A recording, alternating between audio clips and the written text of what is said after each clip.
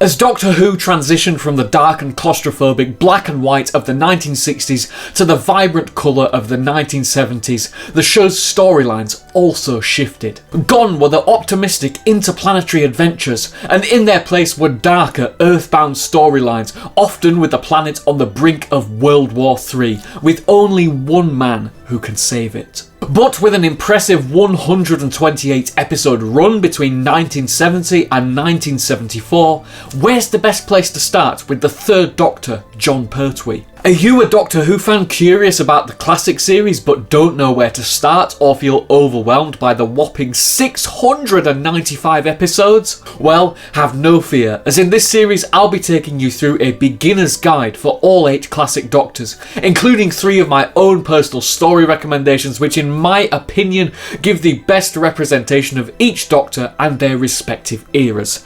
I'm Ruby, aka Hooby Jones. That's Petrol the Dalek, and you are watching The Third Doctor Explained, a Jon Pertwee era beginner's guide.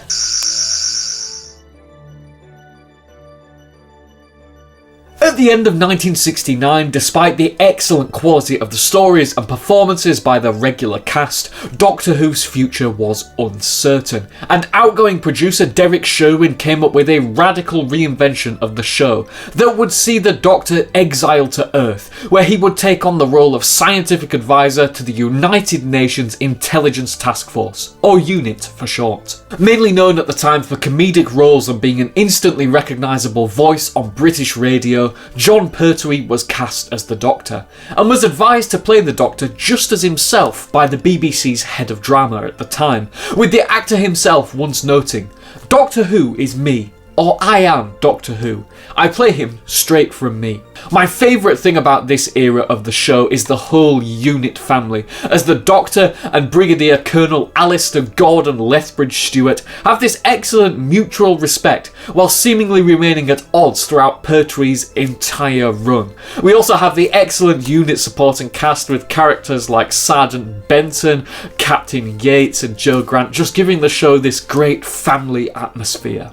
Despite having met in the previous stories The Web of Fear and The Invasion, my first pick, Spearhead from Space, which is also Jon Pertwee's introductory story, is where the Doctor and the Brigadier establish their new relationship while simultaneously laying the groundwork for this brand new era of Doctor Who. As the first surviving post-regeneration story, Spearhead from Space establishes several of the tropes we've come to love within these Doctor introduction stories, such as the Doctor being incapacitated from the trauma of the regeneration, along with him essentially finding himself and his character as a new person. Due to strike action within the BBC at the time, Spearhead from Space was shot entirely on film and on location, and in my opinion, this gives the story a great cinematic edge over the studio-bound adventures with the traditional drama camera setup. Because of this, it's also the only classic Doctor Who story to be remastered in full high definition, and it looks absolutely gorgeous on larger screens. The story also sees the introduction of the Autons, and has some excellent scares in there, including some very gruesome deaths for the standard of a children's programme. The character Liz Shaw is also introduced as this season's companion, and as a scientist in her own right,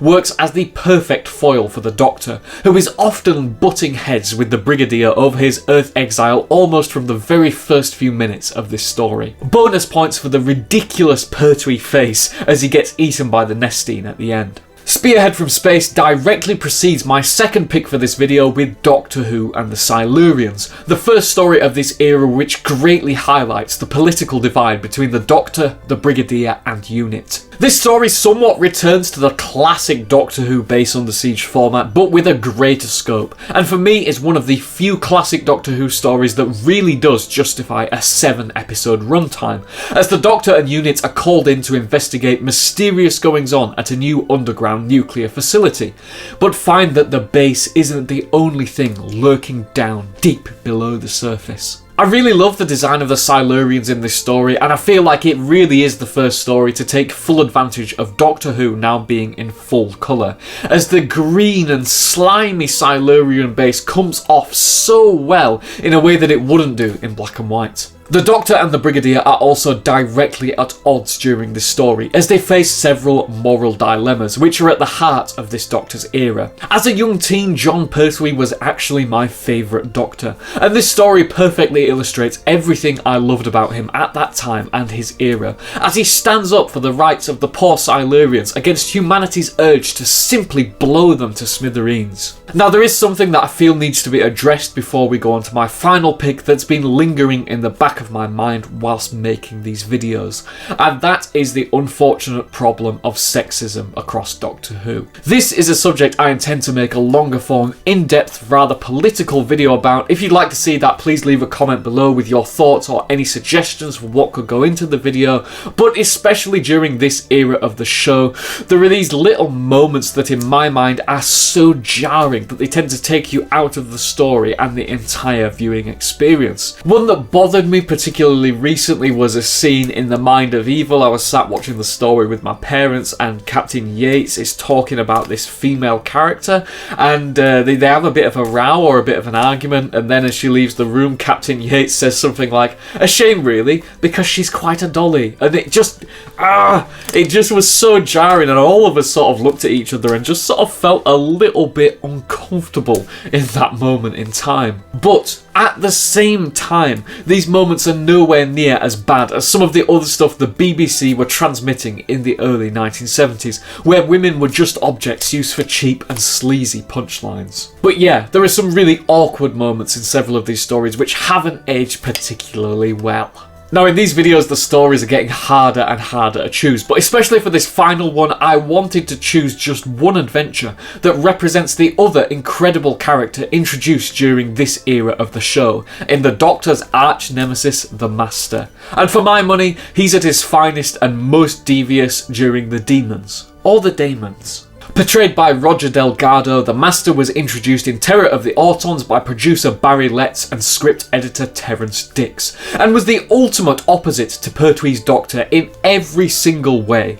In the Daemons though, this is where the Master is at his most cunning, as he attempts to awake the alien Azal at the appropriately titled Devil's End. What I really love about this story, aside from the fabulous location work, is how humanistic and science-driven it is. It's got that great, there's no such thing as evil spirits or ghosts that we must be frightened of, and it can all be explained away by science and logic. The sort of dark, spiritual, superstitious themes explored throughout this story add this extra level of tension and intrigue, in an adventure that really does have you wondering whether the Doctor will truly be able to save the day at the end. Ropey effects aside, it's a brilliant watch. Roger Delgado would appear in a total of 37 episodes of Doctor Who, delighting viewers with each and every appearance. Though every actor to portray the Master across both the classic and new series has been undeniably brilliant, Roger Delgado just oozes evil in a way that has never quite been repeated. Sadly, Delgado passed away in a horrific car accident whilst filming a series in Turkey during mid-1973, cutting short his time on Doctor Who. His passing greatly affected everyone on the programme, including close friend Jon Pertwee, who factored in the tragedy in his reasoning for leaving the show in 1974.